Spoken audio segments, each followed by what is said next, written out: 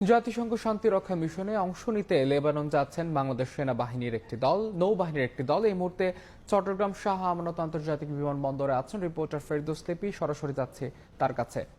লিপি,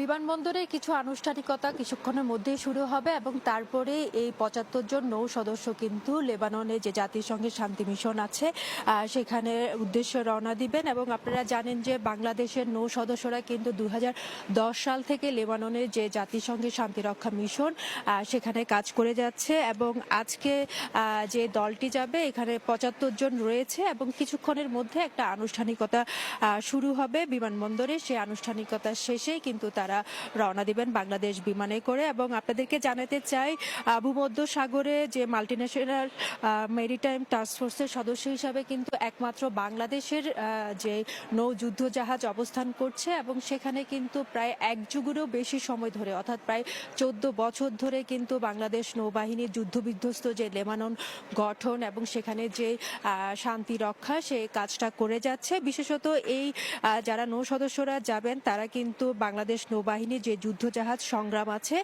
সেখানে যুক্ত হবেন এবং তারা মূলত লেবাননের যে ভূখণ্ড রয়েছে সেখানে অবৈধ অস্ত্র গোলাবারুদ যে অনুপ্রবেশ সেগুলো রোধের পাশাপাশি আমরা দেখেছি যে জলসীমার অর্থাৎ লেবাননের যে জলসীমা সেখানে কিন্তু কোনো সন্দেহজনক জাহাজ কিংবা এয়ারক্রাফটের থাকে সেগুলো কিন্তু তারা নজরদারি করবেন। এবং এর বাইরেও কিন্তু লেবাননের যে প্রতিরক্ষা সদস্যরা আছেন তাদেরকে প্রশিক্ষণ দিবেন এবং বাংলাদেশি যেসব বসবাস করেন লেবাননে তাদের কিন্তু চিকিৎসার জন্য কিন্তু বাংলাদেশ নৌবাহিনীর সদস্যরা কাজ করে যাচ্ছে। এবং এই যে শান্তি রক্ষা মিশনে দীর্ঘ এক যুগেরও বেশি সময় ধরে যারা আমাদের সেনাবাহিনী নৌবাহিনী কাজ করে যাচ্ছেন তারা কিন্তু নিজেদের দক্ষতা যোগ্যতা যেমন প্রমাণ দিচ্ছেন তার পাশাপাশি কিন্তু বাংলাদেশের যে সুনাম, বিশেষ করে বাংলাদেশ নৌবাহিনীর যে সুনাম সেটা কিন্তু ছড়িয়ে দিচ্ছে। এবং তাদের মেধা যোগ্যতা দিয়ে এই যে সফর, এই সফরের মধ্য দিয়ে যুদ্ধবিধ্বস্ত লেবানন পুনর্গঠন এবং